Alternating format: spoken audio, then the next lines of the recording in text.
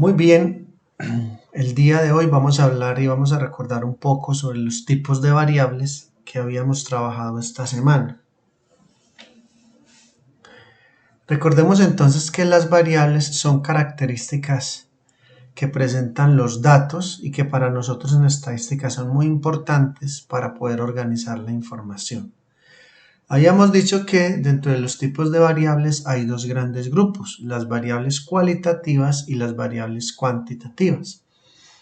Sabemos muy bien que las variables cualitativas son aquellas que expresan una cualidad, como su nombre lo indica, por ejemplo, la marca de su computador portátil, el estado civil, soltero, casado, el color de cabello, rubio, negro, etc.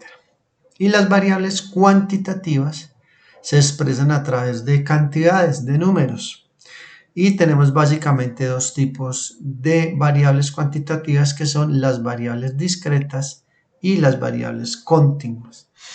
Habíamos dicho en clase que las variables discretas son aquellas que vienen de un proceso de medición, de conteo, como por ejemplo el número de hijos en una familia, el número de tiros en un hoyo de golf o el número de aparatos de televisión que poseen las familias en un determinado barrio o ciudad.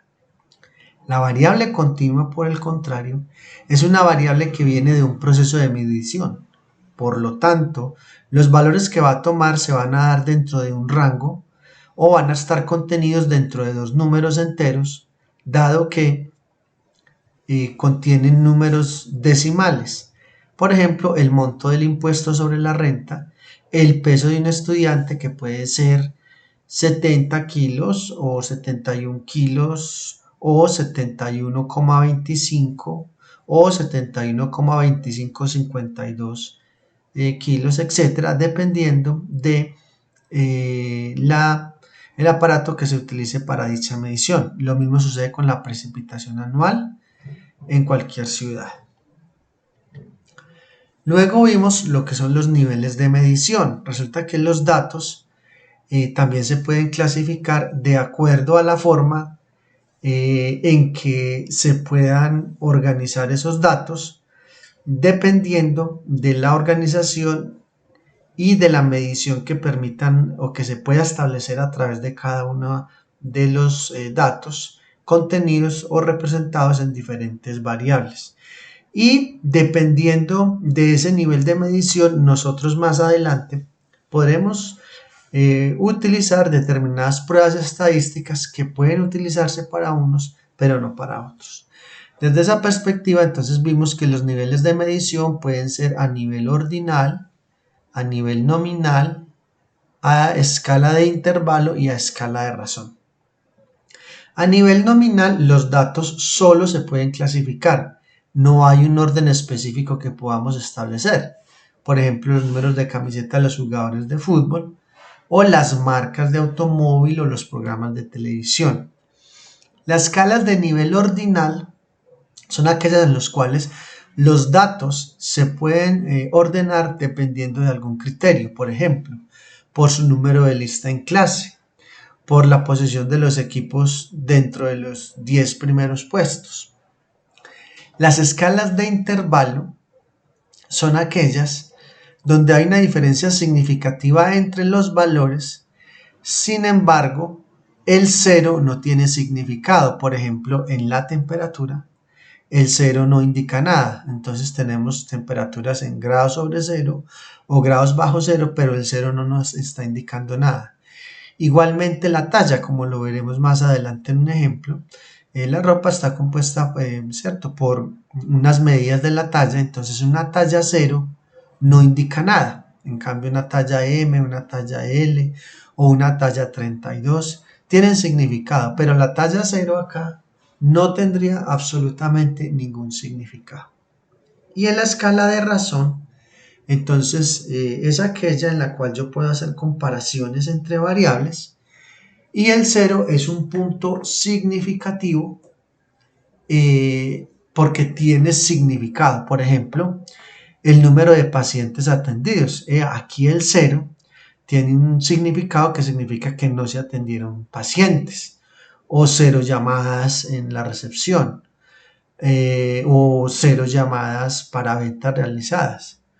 O la distancia clase, una distancia clase 0 significa que pues obviamente ya estamos en la clase. Vamos a ver algunos ejemplos. Tenemos los datos de nivel nominal. Observen ustedes que esto es la producción de millones de barriles de petróleo diarios. Y vemos aquí la OPEP, la Organización de los Países Productores de Petróleo, la OCDE, incluyendo Estados Unidos y algunos países como Rusia, China y otros. Entonces aquí igual podrían ponerse en cualquier orden, no importa, lo importante es la presentación de la producción y la escala o el porcentaje de producción en los mismos. A nivel ordinal, entonces ya dijimos que el orden interesa, entonces tenemos aquí las calificaciones a un profesor de finanzas, entonces tenemos los que lo calificaron como superior en 6, como bueno en 28, como promedio 25, como malo 12 y como inferior 3. Ahora veamos los datos de nivel de intervalo, por ejemplo, tenemos aquí la clasificación de unos estudiantes de un colegio de acuerdo a su peso. Entonces miren ustedes, entre 46 y 54 kilos hay 3 estudiantes. Entonces ya dijimos que como esto es una variable cuantitativa continua, los ubicamos acá dependiendo de esos niveles de esos, decimales que hay entre los enteros. 54,1 y 62 hay 6 estudiantes, de 62 a 78, de 70 a 78, 6, de 78 a 86, 4 y 86 a 94 kilos, 3 estudiantes, para un total de 30 estudiantes. Y finalmente tenemos los datos de nivel de razón, que como lo habíamos dicho, son cuantitativos. Los datos son registrados en el nivel de razón de la medición, que es el nivel más alto, el nivel más complejo para organizar los datos, y este posee todas las características del nivel de intervalo, la recoge también, pero además el punto cero, como lo habíamos dicho ahora, tiene sentido, y además la razón entre dos números es significativa. Ejemplos de escala de razón de medición incluyen salarios, unidades de producción, el peso, cambios en los precios de las acciones, la distancia entre sucursales y la altura. El dinero ilustra bien el caso. Si tiene $0, entonces no tiene dinero.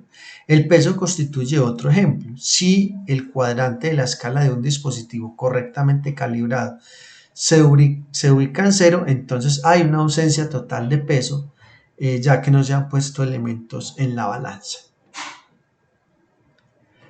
¿Por qué razón? Como lo habíamos planteado ahora, la talla es una medida de intervalo y de...